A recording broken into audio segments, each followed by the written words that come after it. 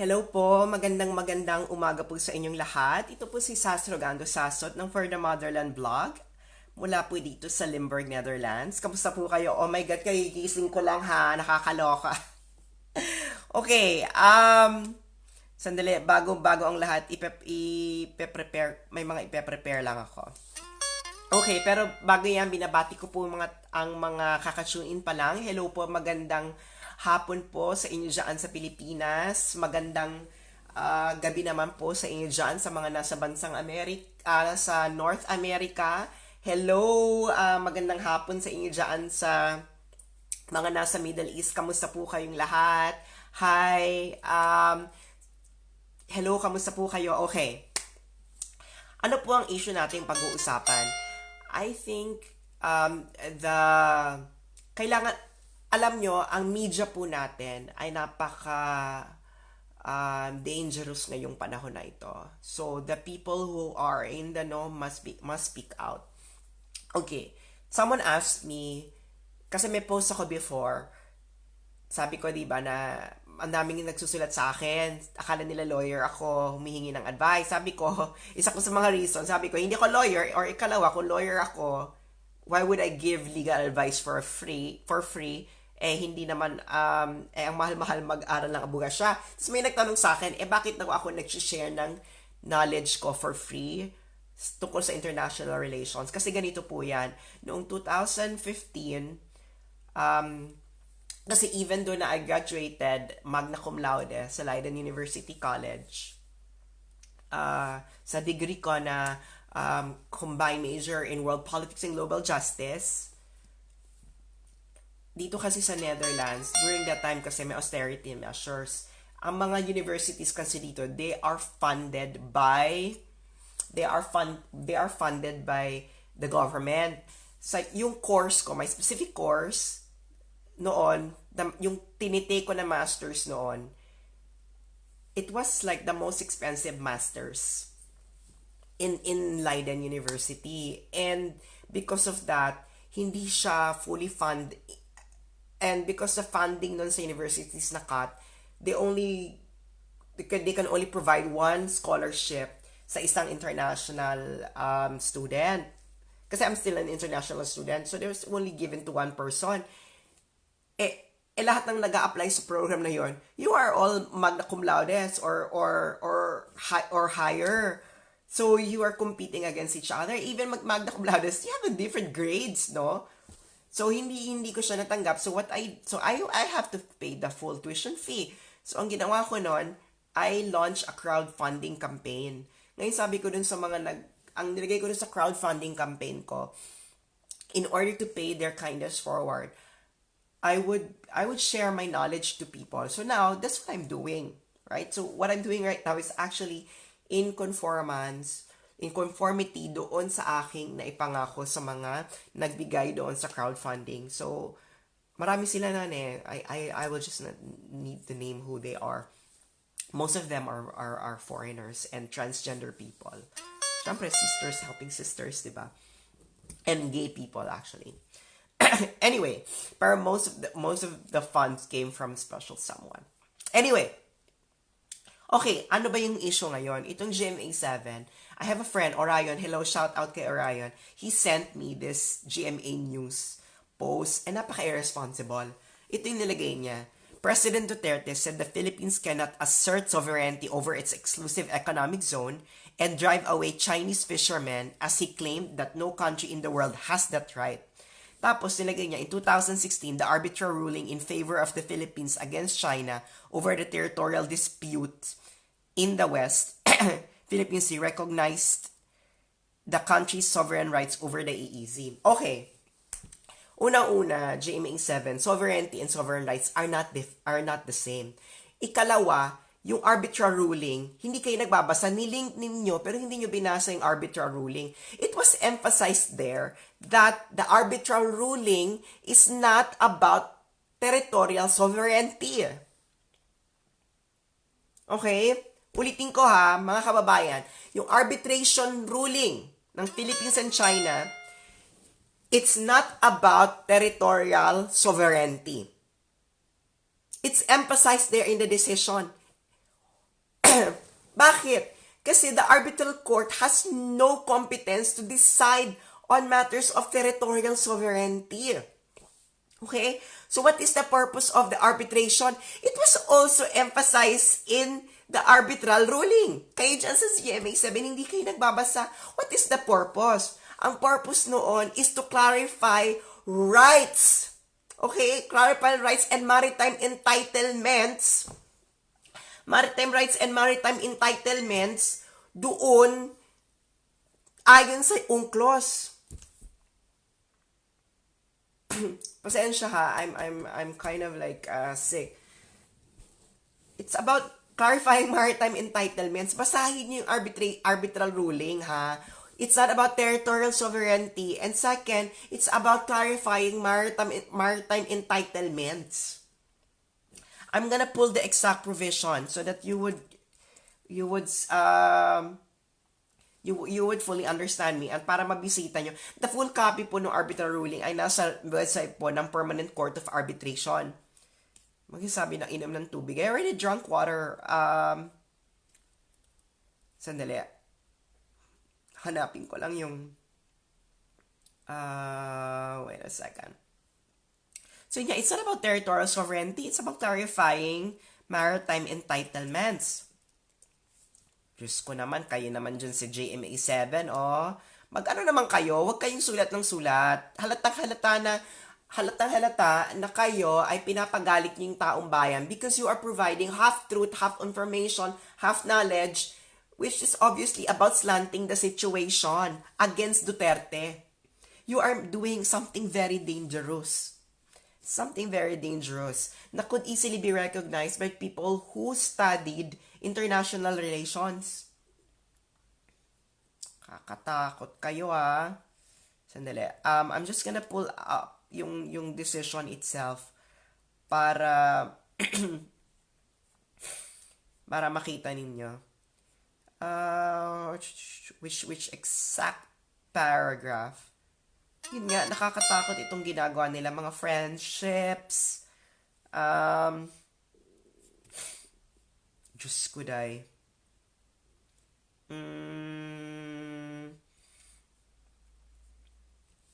Okay.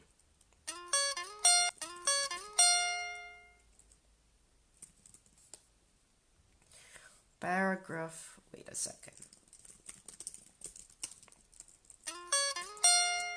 Maritime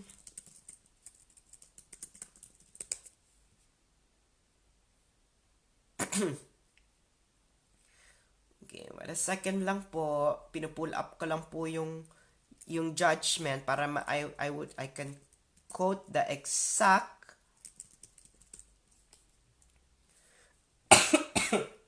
Dali lang ha.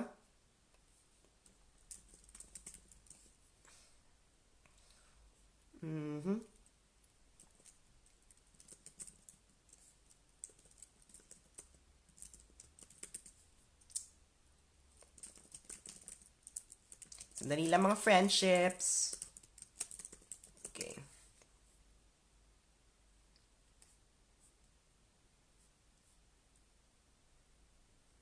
Okay.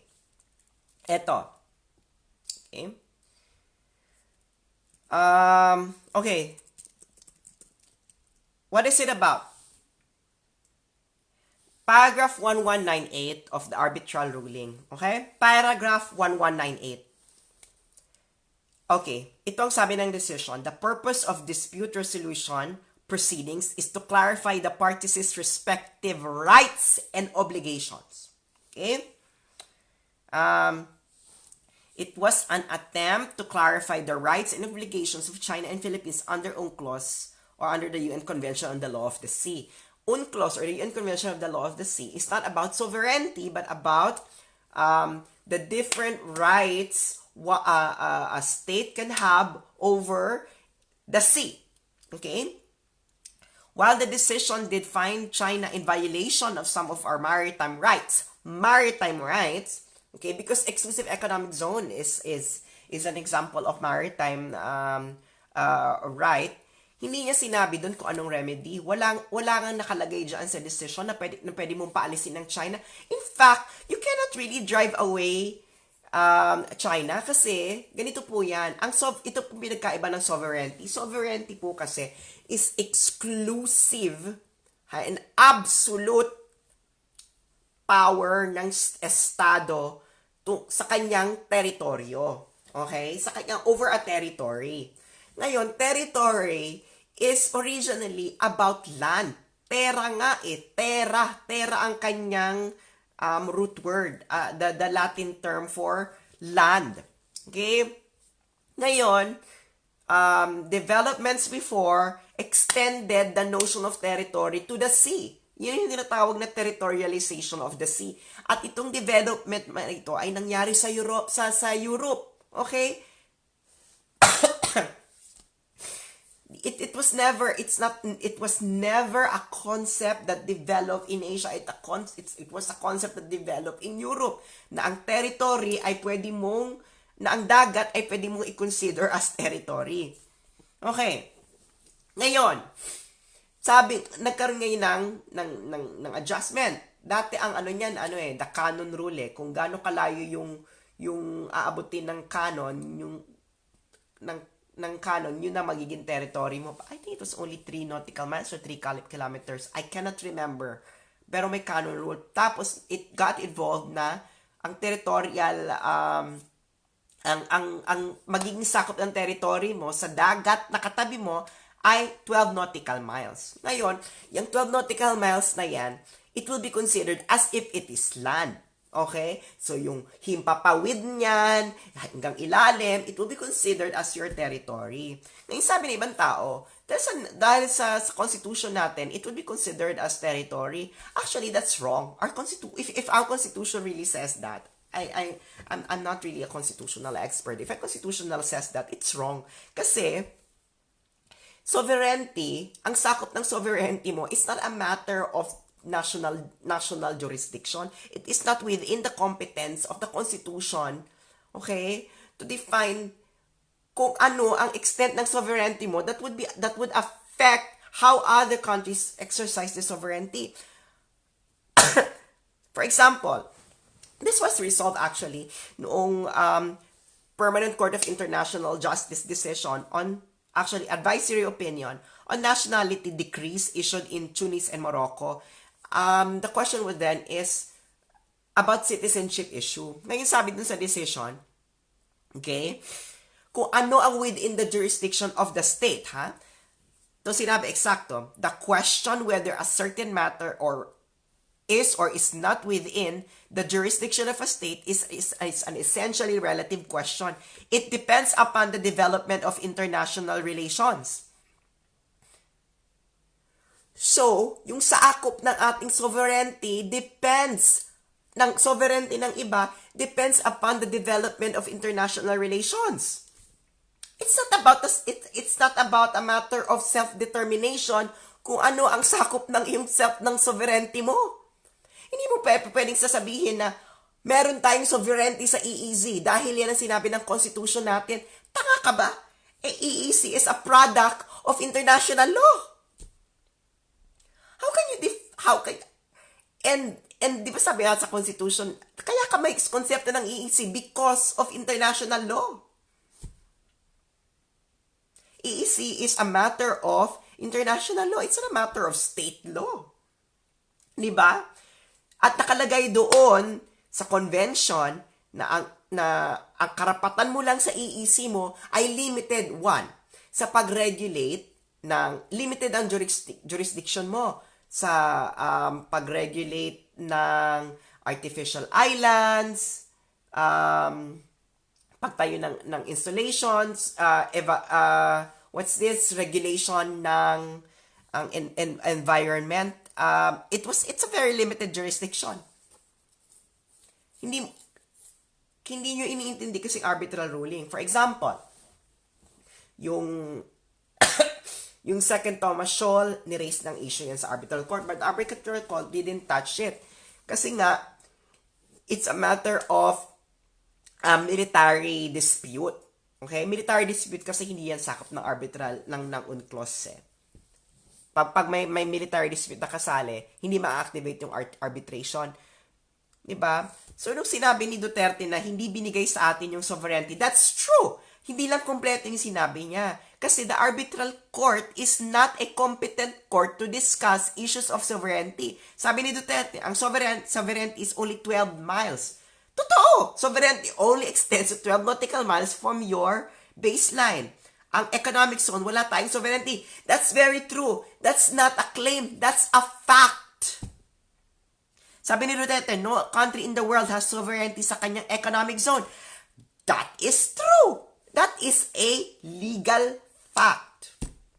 So ano itong sinasabi niyo GMA 7 na Duterte claims? That is a fact. Sige nga, i-fact check nyo nga si Duterte. Tingnan, sabihin nyo nga kung mali siya. He is very, very correct. Kaya kayo, huwag kayong magpapaloko. Nung naalala nyo ng panahon ni Aquino, walang ganitong nag-i-explain sa inyo ng difference. Alam nyo kung bakit? Kasi hinaharang nila ang mga taong magsasabi ng salungat sa kanila, even within the DFA. Alam nyo ba within the DFA, they are accusing people of being Chinese spy noon if they are raising concerns about the political strategy. Kasi a lot of diplomats during Aquino's time were actually against itong move nila and even their arguments because it was clearly unstrategic. Pero tinatakot nila noon. Diba? Tinatapos, they are censoring a lot of people noon. Pero sa atin lang yung ginagawa nila kasi they are in connivance with the media. Diba? Napansin nyo noon, walang ganito noon. Actually, I already knew about this since 2013 but I was afraid to seek out kasi nga, I'm afraid na baka makancel yung passport ko, no? Diba? Pero that's the truth. During those times, takot ang mga taong magsalita ng kontra sa kanila regarding this issue. Kasi grabe noon yung isip ng mga tao, they were being brainwashed to think in a particular way na mali. Mali. Di ba noon ang mga press release, this is about sovereignty, kaya ngayon yung mga tao, they think na itong sa EEZ is about sovereignty, which is not true. This is not about sovereignty, this is about sovereign rights. And even then, the sovereign rights here is not as extensive as sovereignty. It's really about maritime rights. Ito naman, diba? At napaka-limited. Wala kang exclusive, hindi yan, sabi nila exclusive yung fish. No, that's not true. Your only exclusive right, your only exclusive right dyan sa EEZ mo pertains to non-living resources. Ibig sabihin niyo for exclusive use, pero even then, hindi ibig sabihin exclusive use, pero hindi mo pwede i-share. That's not a violation of UNCLOS if you would like to share. Yung mga isda, you don't really have, you're right, there is not really exclusive. Why? Kasi depende sa isda rin yan. Diba? At ikalawa, diba may mga landlocked countries? Yung mga landlocked countries, ito yung walang coastal state. Landlocked countries they have the right to fish in your exclusive economic zone. Why? Kasi nga, dahil wala sila access sa dagat, ibig sabihin, wala na sila access sa isda. They don't have a right to enjoy the bounty of the earth dahil wala silang dagat. Diba? Kaya nga we have to give them the right to fish. Diba? You can. Pero ang gusto ko lang kay Duterte na i-emphasize is ito. The South China Sea is traditional fishing ground of all the coastal states na nakapalibot ng South China Sea. Diba? For millennia, it has always been the case. And it's really, you don't even need to read history to determine that the South China Sea is traditional fishing ground. Ibig sabihin po ng traditional fishing ground, ito mga mamamayan na nakapalibot sa inyo is traditionally or historically ay nangingisda sa karagatang ito, which is just but true. Matagal na yan. Diyos ko, day. Hindi ka pa pinapanganak. Hindi pa ipinapanganak ang Pilipinas. Okay? Nangingisda na dyan ang mga ninuno natin. Ang mga ninuno ng mga Incheck, mga ninuno ng mga Vietnamese, mga ninuno ng mga Indonesian, mga ninuno ng mga Pilipino, mga ninuno ng mga Thai. Nangingisda na dyan at paulit-ulit na nilang ginagawa yan noon. Diba? Walang nagmamay-ari ng karagatan. They are freely doing their activities there. Dapat yan ang emphasize ni Duterte. Na the coastal state should recognize that the South China Sea is our collective traditional fishing ground. That's the source of why we should allow each other to fish there. Ngayon, because of our current economic system, okay? Our economic system of the world is capitalism. And capitalism is driven by the philosophy of consumerism. It will only survive if you keep on consuming and consuming and consuming. Okay? Now, the fish stocks in the South China Sea is depleting for a lot of issues. Pollution, and overfishing. And overfishing is caused by, the drive to supply a consumeristic market. So in light of this, we need to sustainably manage the resources of the South China Sea. Even oil. Can you imagine kung magkaroon ng oil spill sa South China Sea? Kung gano'ng magiging impact niyan. Hindi, di ba? So why do we need to collectively, sustainably manage the South China Sea? Bakit kailangan tayo mag-share ng responsibility? Why? Kasi kung anong ginagawa ko sa lugar ko, it will have a consequence sa mangyayari sa dagat na malapit sa iyo, because the South China Sea is an ecology. Hindi mo pwedeng sabihin na yung impact na mangyayari sa karagatan ko hanggang dito lang sa sinasabi na i-easy ng UNCLOS. That doesn't work that way. It doesn't work that way. That's why we have to sustainably manage the South China Sea collectively. And because we sustainably manage it, because we share the responsibility, we also share the right over it. That's the Asian thinking about rights, diba? Diba? That we first think about our responsibility and then we think about rights. So that's it. What is our responsibility over the sea? Our responsibility over the sea is pangalagaan ito. And the sea, we cannot say that we are only responsible up to 200 kilometers of the sea. That's not true. We are responsible for the whole sea, because what we do in a particular area of the sea will have an impact all over the sea, all over the sea. So your responsibility is all over the sea. Simple. Diba?